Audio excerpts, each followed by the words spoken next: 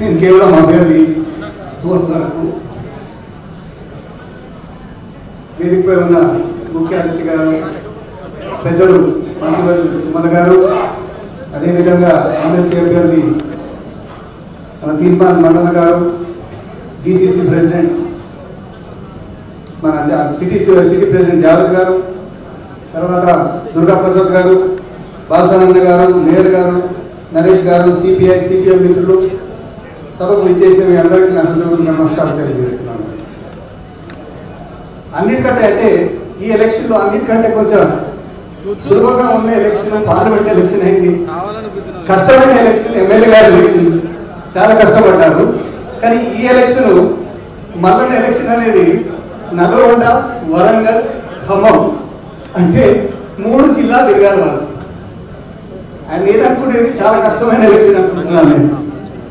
ఈ ఎలక్షన్ ఎందుకు వచ్చింది?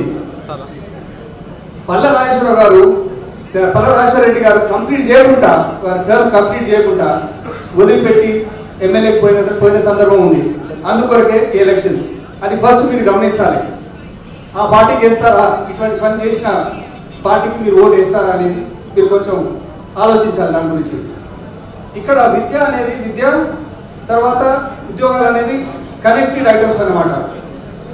విద్య అనేది ఇప్పటి వరకు budget allocation, state budget allocation కేవలం 6%.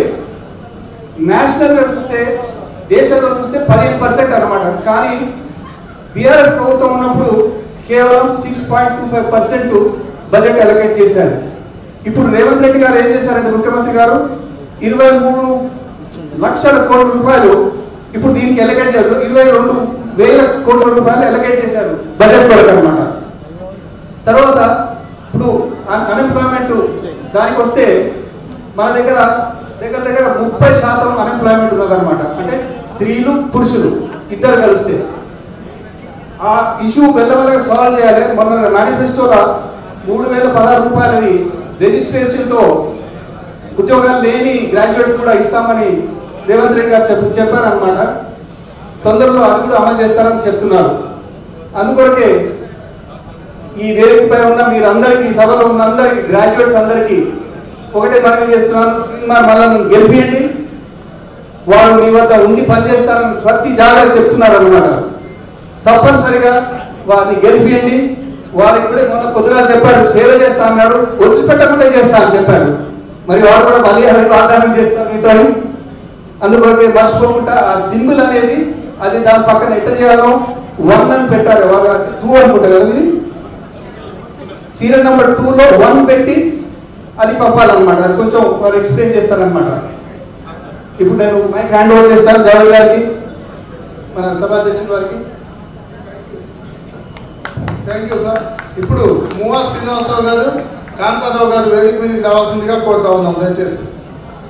అప్పటి వరకు జిల్లా కాంగ్రెస్ పార్టీ అధ్యక్షులు పువ్వాడ దుర్గా ప్రసాద్ గారిని మాట్లాడవలసిందిగా కోరుతా ఉన్నాం. మువా శ్రీనివాస్ గారు కొంచెం వెనకెక్కడ ఉన్నారు, కాంతారావు గారు కూడా వేదిక మీదకి రావాలని కోరుతా ఉన్నాం. సభాధ్యక్షులు మిత్రులు నగర కాంగ్రెస్ కమిటీ అధ్యక్షులు జావేద్ గారికి, అట్లాగే ఈనాటి ఈ సన్నాహక సమావేశానికి ముఖ్య అతిథిగా విచ్చేసినటువంటి పెద్దలు రాష్ట్ర వ్యవసాయ శాఖ మంత్రులు తుమ్మల నాగేశ్వరరావు గారికి, అట్లాగే ఖమ్మం, నల్గొండ, వరంగల్ ఎమ్మెల్సీ అభ్యర్థిగా పోటీ చేస్తున్నటువంటి తీర్మాన్ మల్లన్న గారికి, అట్లాగే ఖమ్మం ఎంపీ రఘురామరెడ్డి గారికి, అట్లాగే నూకాల నరేష్ రెడ్డి గారికి, జానీ గారికి, గంగాధర్ గారికి, బాలసాని గారికి, అట్లాగే నీరజ గారికి, తిరుమలరావు గారికి,